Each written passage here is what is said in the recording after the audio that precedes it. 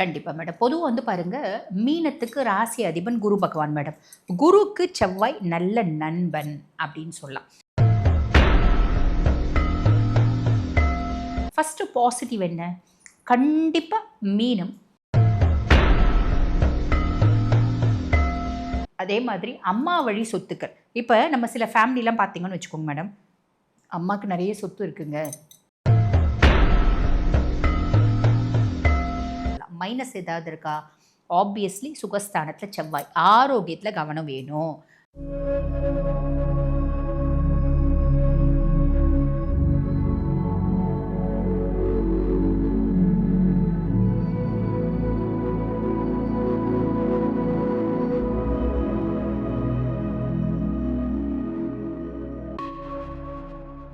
தீபா அருளாளன் மேடமை நீங்கள் நேரில் சந்திக்கணும், அஸ்ட்ராலஜி ரீதியாக சந்திக்கணும் அப்படின்னு நினச்சிங்கன்னா, உங்களுடைய ஜாதகம் பார்க்கணும் அப்படின்னு நினச்சாலும் வீடியோவில் தெரியிற நம்பருக்கு கால் பண்ணி அப்பாயின்மெண்ட் வாங்கி நேர்லேயும் நீங்கள் கன்சல்டேஷன் எடுத்துக்கலாம். ஆன்லைன் கன்சல்டேஷனும் இருக்குது, அதையும் பயன்படுத்திக்கோங்க. ஆன்மீக பரிகார நேர்கள் அனைவருக்கும் அன்பான வணக்கங்கள். இன்னைக்கு நம்ம யாரை சந்திக்க வந்திருக்கோம், என்ன தெரிஞ்சுக்க வந்திருக்கோம் அப்படின்னு பார்த்தீங்கன்னா, அஸ்ட்ராலஜர் டாக்டர் தீபா அருளாளன் மேடமை தான் சந்திக்க வந்திருக்கோம். வணக்கம் மேம். வணக்கம்மா. எப்படி இருக்கீங்க? நல்லா இருக்கேம்மா. நீங்க எப்படி இருக்கீங்க? ரொம்ப நல்லா இருக்கேன் மேம். உங்களுடைய பதிவுகள் எல்லாம் ரொம்ப நல்லா இருக்கு. அதே மாதிரி நீங்க பயிற்சி வகுப்புகள் எல்லாம் எடுத்துட்டு இருக்கீங்க, ஜோதிட பயிற்சி வகுப்புகள். அது ரொம்ப சிறப்பா போயிட்டு இருக்கு அப்படின்னு கேள்விப்பட்டேன். நிறைய பேர் எனக்கு சொன்னாங்க, மேடமோட ஆன்லைன் கிளாஸ்ல ஜாயின் பண்ணியிருக்கேன் அப்படின்னு சொல்லி. ரொம்ப சந்தோஷம் மேம். இந்த மாதிரி ஒரு ஆன்மீகத்தையும் சரி ஜோதிடத்தையும் சரி மக்களுக்கு கொண்டு போகணும் அப்படின்னு நல்ல முயற்சி எடுத்திருக்கீங்க. அதுக்கு முதற்கன் என்னோட நன்றியை தெரிவிச்சுக்கிறேன். தேங்க்யூம்மா. இன்னைக்கான டாபிக் மேம் செவ்வாய் பயிற்சி. செவ்வாய் பயிற்சி இப்போ ஒரு 48 நாள் ஒரு லாங் பீரியட்ல தான் வருது. ஸோ இந்த 48 நாள் நடக்கக்கூடிய இந்த செவ்வாய் பயிற்சி காலகட்டத்துல ஒவ்வொரு ராசிக்கும் சாதகமான விஷயம் என்ன, பாதகமான விஷயம் என்ன, இவங்க லைஃப்ல இந்த 48 டேஸ்ல இப்படி ஒரு சம்பவம் நடக்க போகுது அப்படின்னா அது என்ன சம்பவமா இருக்கும், அந்த சம்பவத்தின் மூலம் நமக்கு சாதகமா அல்லது பாதகமா. முதல்ல செவ்வாய் பயிற்சின்னு என்ன ஒரு சின்ன இன்ட்ரோ கொடுத்துருங்க. கண்டிப்பாக மேடம். பொதுவாக பார்த்தீங்கன்னா மேடம், இந்த செவ்வாய் பகவானை பற்றி சொல்லணும் அப்படின்னா வீர தீர பராக்கிரம குணாதிசயங்கள் பொருந்திய கிரகம் அப்படின்னு சொல்லலாம். செவ்வாய் ஒருத்தவங்களுக்கு சுய ஜாதகத்தில் எக்ஸலண்ட்டாக இருக்கா அப்படின்னே வச்சுக்கோங்களேன். 100 பேர் இருந்தாலும் செவ்வாய் ஆதிக்கம் பெற்றவங்க, செவ்வாய் உச்சம் அடைஞ்சவங்க, அவங்களோட ஆட்டிடியூட் பிஹேவியரில் வேறு மாதிரி இருக்கும். நான் சிங்கம் மாதிரி உட்காருவேன் அப்படின்றது தான் செவ்வாயினோட கேரக்டர். அதே மாதிரி அடங்க மறு அப்படின்றது செவ்வாயினோட கேரக்டர். நான் பாட்டு நான் உண்டு, என் வேலை உண்டுன்னு இருப்பேன். என்னை லைட்டாக சீன்னு அப்படின்னா கூட பெரிய நான் பார்த்தீங்கன்னா 5 தலை பாம்பு மாதிரி படம் எடுப்பேன் அப்படின்றதும் செவ்வாயினோட கேரக்டர். பொதுவாக பார்த்தீங்கன்னா எல்லாரும் செவ்வாய் அப்படின்னாலே கோவம் வரும், டென்ஷன் ஆவாங்க, இரிட்டேட் ஆவாங்க, அதெல்லாம் சொல்லுவாங்க. ஆனால் செவ்வாயினோட எக்ஸ்ட்ராடினரி கேரக்டர்ஸ் நிறைய இருக்குது மேடம். நான் ஒரு விஷயத்தை செய்யணும் அப்படின்னு முடிவு பண்ணிட்டேன் அப்படின்னா நானே வேணாம் அப்படின்னு யோசிச்சாலும் அதுலேருந்து பின்வாங்க மாட்டேன். நல்லதோ கெட்டதோ நான் செஞ்சு முடிச்சுடுவேன்ப்பா அப்படின்ற மாதிரி ஏகப்பட்ட எக்ஸ்ட்ராடினரி சூப்பர் டூப்பர் கேரக்டர்ஸ் செவ்வாய் பகவானுக்கு இருக்க தான் செய்யுதுங்க மேடம். அப்போ இந்த செவ்வாய் பயிற்சி ஆகஸ்ட் மாதம் 2ஆம் தேதியிலேருந்து செப்டம்பர் மாதம் 18ஆம் தேதி வரைக்கும் ஏறக்குறைய 48 நாட்கள் செவ்வாய் பகவான் பார்த்தீங்கன்னா மிதுனத்தில் சஞ்சாரம் பண்ணுறார். புதன் அவருக்கு சமமான ஆற்றல் பொருந்திய கிரகம். ஆக மிதுனத்தில் சஞ்சாரம் பண்ணி கண்டிப்பாக ஒவ்வொரு ராசிக்கும் நீங்கள் கேட்ட மாதிரி சாதகமா பாதகமா அப்படின்னு கேட்டீங்க. அந்த மாதிரி சாதகமான பலன்களை கொடுக்க போறாரு. பாதகமான பலன்கள் கொடுக்கக்கூடிய ராசிகளும் இருக்க தான் செய்யுது. அப்படி பாதகமான பலன் அப்படின்னா அதை என்ன பண்ணா செவ்வாய் பகவான் பிரீத்தி ஆவார், அந்த மாதிரி விஷயங்களும் நம்ம இந்த பதிவுல சொல்லலாம் மேடம். சூப்பர் மேம், ரொம்ப அழகா சொன்னீங்க. செவ்வாய் பயிற்சினா என்ன, எப்ப செவ்வாய் பகவான் பயிற்சி ஆறாரு அப்படின்னு ரொம்ப நல்ல தகவல் கொடுத்தீங்க. இப்ப நம்ம ஒவ்வொரு ராசியா செவ்வாய் பயிற்சியோட அந்த பலாபலன்கள் என்ன, சாதகம் என்ன, பாதகம் என்ன, என்ன சம்பவம் நடக்க போகுது அப்படின்றத தெரிஞ்சுக்கலாம் மேம். கண்டிப்பா மேம், கண்டிப்பா மேம். நம்ம இன்னைக்கு பார்க்க போறது மீனராசி. மீனராசி நேயர்களுக்கு இந்த செவ்வாய் பயிற்சி எப்படி அமைய போகுது, இந்த 48 நாள் அவங்க லைஃப்ல என்னென்ன விஷயங்கள்லாம் நடக்க போகுதுன்னு சொல்லுங்க. கண்டிப்பாக மேடம். பொதுவாக பாருங்க, மீனத்துக்கு ராசி அதிபன் குரு பகவான் மேடம். குருக்கு செவ்வாய் நல்ல நண்பன் அப்படின்னு சொல்லலாம். ஸோ நண்பன் வீட்டுக்கு பெருசாக அவர் எந்த கெட்டதும் செய்ய மாட்டார். ஃபஸ்ட்டு அது ஒன்று. 2வது செவ்வாய் பகவான் பார்த்தீங்கன்னா இவங்களுக்கு 2 மற்றும் 9க்கு அதிபன். அதாவது தன குடும்ப வாக்குஸ்தானத்துக்கும் அவர் தான் அதிபன். அதே மாதிரி 9ஆம் பாவம் பாக்கியஸ்தானத்துக்கும் அவர் தான் அதிபன். அப்போ இவர் 4ஆம் பாவத்தில் அமர்ந்திருக்கார். 4ஆம் பாவம் அப்படின்றது என்னென்ன மேடம், தாய், தன்னுடைய அம்மாவை குறிக்கக்கூடிய பாவம். அதே மாதிரி வீடு, நிலம், அதே மாதிரி வாகனம், என்னுடைய மனசு அமைதி, எனக்கு எல்லாமே இருக்குப்பா, நிம்மதி இல்லைப்பா அப்படின்லாம் சில சொல்லுவாங்க பார்த்தீங்களா.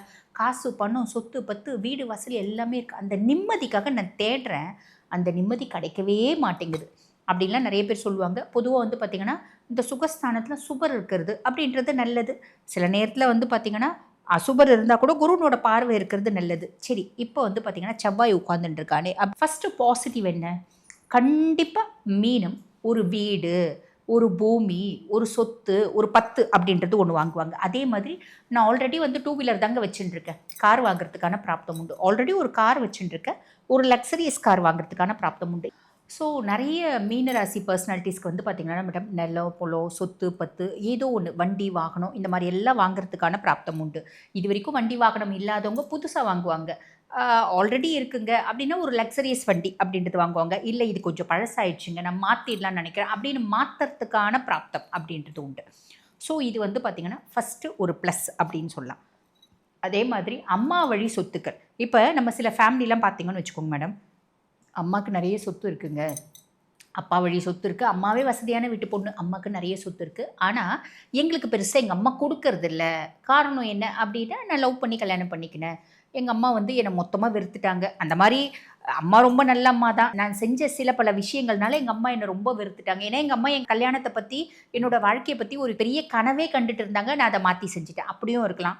இல்லை அவங்க சொன்ன எனக்கு மனசுக்கு பிடிச்சமான பிள்ளையை வந்து நான் விருப்பப்பட்டேன், பையனை நான் விருப்பப்பட்டேன், அவங்க வேண்டான்னாங்க, அதனால் நான் வந்து அவங்கள மீறி கல்யாணம் பண்ணிக்கினேன், அதனால் அவங்க எனக்கு எதுவும் செய்யலை, ஆனால் சொத்து பத்து நிறைய இருக்குது. இப்படி என்ன காரணமாக இருந்தாலும் தாய் வழி சொத்துக்கள் ஏதாவது இருக்குது அப்படின்னா நமக்கு அது வரத்துக்கான வாய்ப்பு உண்டு. ஒன்று சொத்து பத்து இருக்குன்னா வரும், இல்லை எங்கள் அம்மாவே வசதி கம்மி தாங்க, பெருசாக அவங்க ஃபேமிலியில் எதுவும் இல்லை, அவங்களோட நகைகள் ஏதாவது இருக்குது அப்படின்னா பொண்ணுக்கு ஆசையாக கொடுக்கறது, மருமகளுக்கு கொடுக்கறது, இந்த மாதிரி அதாவது மருமகளுக்கு கொடுப்பாங்களா, பையனோட ஆசைக்காக என் பையன் சந்தோஷம் எப்படி படுவான், என் மருமகளுக்கு ஏதாவது கொடுத்தா தான் அவன் சந்தோஷப்படுவான், அதனால் கொடுத்தேன் அப்படின்ற சில அமைப்பும் உண்டு. இது வந்து ஒரு ப்ளஸ் அப்படின்னு சொல்லலாம் மேடம். ஸோ ஃபஸ்ட்டு வீடு வாங்குறது, சொத்து பத்து வாங்குறது, அதுக்கும் மேலே தாய் வழி ஒரு அதிர்ஷ்டம், தாய் வழி பூர்வீக சொத்து ஏதாவது இருக்குது அப்படின்னா தந்தை வழி சொத்து இல்லை, தாய் வழி சொத்துக்கள் வரத்துக்கான வாய்ப்பு அப்படின்றது உண்டு. இதெல்லாம் ப்ளஸ் சொல்லலாம். மைனஸ் ஏதாவது இருக்கா? ஆப்வியஸ்லி சுகஸ்தானத்தில் செவ்வாய், ஆரோக்கியத்தில் கவனம் வேணும், வண்டி வாகனம் ஓட்டும் போது கவனம் வேணும். மீனராசி அன்பர்கள் மருத்துவம் சார்ந்த செலவு இவங்களுக்கு வரத்துக்கான வாய்ப்பு உண்டு மேடம். குட்டி குட்டி ஆக்சிடென்ட், சர்ஜரிஸ் மாதிரி நடக்கிறதுக்கான வாய்ப்பு உண்டு இவங்களுக்கு. சரி, அம்மாவுக்கும் ஹெல்த் இஷ்யூஸ் வரத்துக்கான வாய்ப்பு உண்டு. எங்கள் அம்மா எனக்கு ரொம்ப சப்போர்ட்டிவ், எங்கள் அம்மாவுக்கு உடம்பு முடியலைங்க, அதனால் ஆஸ்பத்திரி போனேன், பெரிய லெவலில் கோடிக்கணக்கில் செலவு பண்ணுறது அப்படி யோசிக்க வேண்டாம். ரொம்ப எளிமையாக சொல்லணும் அப்படின்னா, அம்மாவுக்கு கொஞ்சம் டயபெட்டிக் அதிகமாகிடுச்சுங்க, அதனால் டாக்டர் என்ன சொல்லிட்டாரு, பிபி அதிகமாகிடுச்சுங்க, அதனால் டாக்டர் என்ன சொல்லிட்டு ஒரு 2 நாள் ஹாஸ்பிட்டலில் இருக்கட்டும்ங்க, மானிட்டர் பண்ணி அனுப்புகிறேங்க அப்படின்னு சொன்னார். அதனால் ஹாஸ்பிட்டல், அதனால் வந்து பார்த்திங்கன்னா மருத்துவ செலவு. அம்மாவுக்கு ரொம்ப நாளாக இந்த ஹார்ட் ப்ராப்ளம் இருந்துச்சுங்க, நாங்கள் பைபாஸ் சர்ஜரி பண்ணோம். இப்படி அம்மா சார்ந்து மருத்துவ செலவு, அதே மாதிரி அம்மா சார்ந்து ஆரோக்கிய குறைபாடு, அதே மாதிரி மீனராசி என்பர்கள் இவங்க சார்ந்தும் மருத்துவ செலவு, ஆரோக்கிய குறைபாடுகள் அப்படின்றது வரத்துக்கான வாய்ப்பு உண்டு மேடம். Super ma'am. மருத்துவ செலவு, ஆரோக்கிய குறைபாடு இந்த காலகட்டத்தில் இருக்குன்னு சொல்லியிருக்கீங்க. இதுல இருந்து விடுபடுறதுக்கு அவங்க என்ன பண்ணலாம்? அதே மாதிரி இவங்களுக்கு ஒரு சம்பவம் வருது இந்த காலகட்டத்துலன்னா அது என்ன சம்பவமா இருக்கும்? அது சாதகம் என்ன, பாதகம் என்ன? சம்பவம் அப்படின்றது ஒரு ப்ராப்பர்ட்டி வாங்குறது மேடம், ஒரு வண்டி வாகனம் வாங்குறது, இது ஒரு சம்பவம், ஒரு நல்ல சம்பவம் அப்படின்றது நடக்க போகுது. அப்போ இது சாதகமான பலன்கள் அப்படின்னு தான் சொல்லணும். ஆனால் இவங்க ஆரோக்கியத்துலேயும் தாய் ஆரோக்கியத்துலேயும் கவனம் அப்படின்றது தேவை.